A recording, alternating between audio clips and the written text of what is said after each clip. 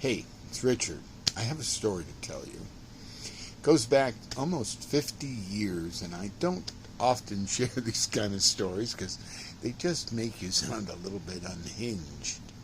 But back then, I was living at the Living Love Center, like 1974.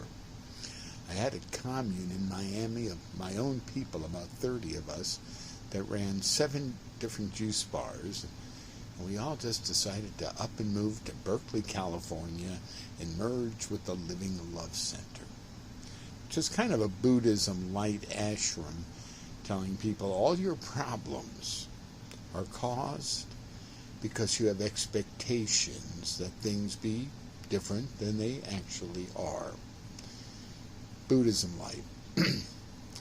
Well, we had gone to New York and done trainings, which we did at least 2 weekends a month, a 3-day training, and we were kind of kind of a competition with love. It was the Living Love Center.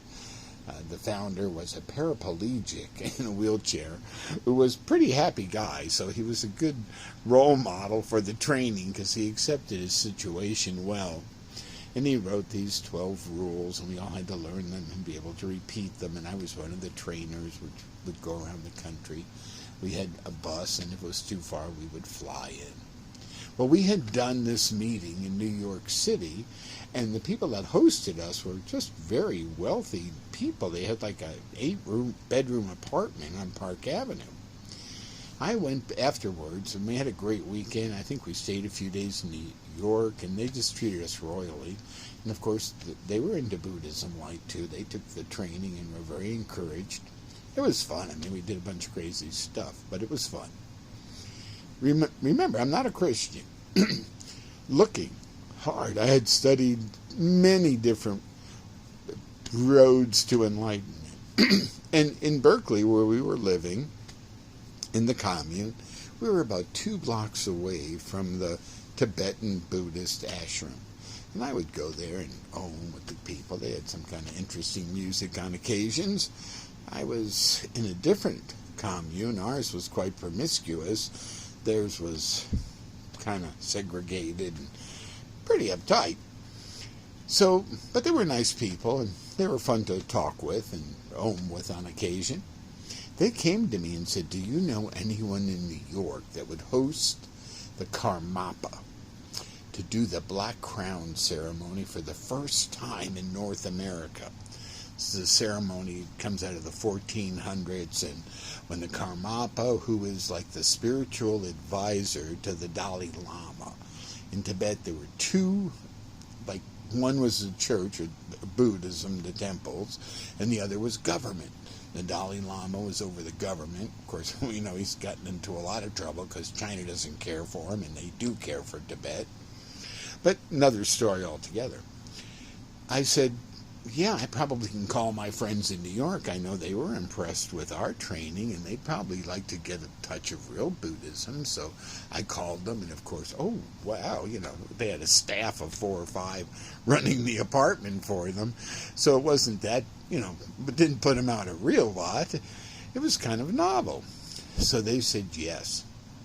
So the Karmapa came to North America to do the ceremony, and I'm telling you, they believe that when you see the Karmapa with this hat that was made in the 1400s, you get enlightenment automatically. Boom, it's done. Look it up. It's the Black Crown ceremony. Google it. You'll see what I'm talking about. Well, the Karmapa wanted to meet me. Well, I came to New York to see it because, who doesn't want to be enlightened?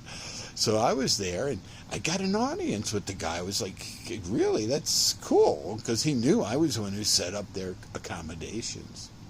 And when I walked into the living room of my friend's apartment, they had taken furniture out and made it kind of ashrami, Tibetan style, with carpets and silks. And he stood up and welcomed me. Now, this is this Karmapa. The big cheese of Buddhism, actually, if you study it. Let me see if I can I can't turn my camera around, or I would show you the Karmapa. You can look him up. He was the 16th Karmapa. And he said something to one of the 8 or 6, however many Buddhist monks that were on either side of this little platform with pillows he was sitting on. But he got up and greeted me, and I, of course, went to him, and he gave me a hug and was happy to see me again. I was like, really? Another story, we're getting to it. And he sent one of his guys out of the room to get something for him. He returned, 90 seconds at the most, and had a nice wooden box with him. And all the other monks were just like, who is this guy?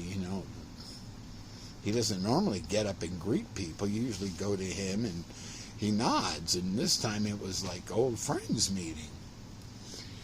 He opens up this box and he tells me, this is your bell from Tibetan Rinpoche, which is like a bishop, maybe a cardinal even. And I was like, but, what? And he said, yes, you, so good to see you because we've been looking for you. I knew I was going to see you. That's why I brought your bell. And it was like, what? I didn't really want to be the Rinpoche of America at 25 years old. And I was only dabbling with Buddhism. I was having a great time with living love. They allowed all the things that I had been addicted, attracted, and consumed. So it was a very comfortable union for me. And I told the Karmapa that I would have to think about this for a while. And there was no way I was going to go become, orange clad and be like America's Pope for Buddhism at 25. And he was just, but he said I was that guy. I was the Rinpoche. And, it's a big shock at first. And a lot of people at my age couldn't easily get it. But you see, and he gave me this bell, which is a copy. If I could show it to you, yeah.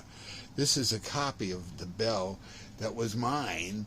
It's a sand copy. He showed me the original, but when I denied that I was, willing to accept that, he gave me the second bell. The box had 2 bells in it. And he said, this will make you want to receive your first bell. And it's a cute bell, and it doesn't have a clanger in it. You play it with a dowel, much like you would play a wine glass and get a high-frequency pitch. I tell you all of that to say the devil is a liar. They were all possessed with familiar spirits, carrying the memories of countless number of people those familiar spirits had possessed previously. It's only given one time for man to live. But it was so seductive, I could have decided to just accept this bell, say, Om to Buddha, and, they had a pretty nice house in Berkeley. If I had gone back to Berkeley with the original bell, it would have been mine for practical purposes. Oh, I had beautiful long hair. I was very thin. A great role model. But the devil's a roaring lion, and a roaring liar as well. He is a lion, but he is a loser as well. My pastor calls him the forever loser, and I must agree it has to be tough being him, because he's lost every battle, and he knows he's going to lose every battle, and yet he fights so diligently, regardless of the lives that are lost. He doesn't care about life, because he is our enemy. He's the enemy of life. I could have gotten consumed that day and decided the lusts of the flesh were better than getting into this Buddhism where I'd have to wear orange and live in a priesthood. God is so good. It was 5 years later I received the Lord through Jim and Tammy Baker, of all people. But I had studied the occult, and I knew all about Tibetan Buddhism. I had been part of a one-world religion called the Lucas Trust in New York. I'd studied everything, from the Bhagavad Gita to the Urantia book, from the Oaspi to the Quran. And the only place I found peace was in Jesus Christ. It's been 42 years, and I praise him. I went through a lot of fascinations, but it wasn't until I made a commitment that I found the miracles of God are real in our life now. Well, let me see. I can probably show you the Karmapa if I turn my phone around. This is the 16th Karmapa, who is now dead, and he's already been replaced with the 17th Karmapa. And the way it works is they say it's him, came back. And, you know, in Tibet, if you have this child and he's recognized as, you know, spiritual royalty, the parents are like winning the lottery. You know, they might have lived in a rather rugged home in a cold mountain area in a somewhat independent setting. But as parents of a priest of recognition, it's the Ritz by comparison. You get a whole temple just feeding you good food and praying for you. I can see how it catches on, or how it caught on for centuries. Pray for the Buddhists. They need salvation too. That's my story for the day. I don't want to share it, or I didn't want to share it, but the Lord had been saying, share the story, share the story. Let them see seducing spirits are real. God bless you.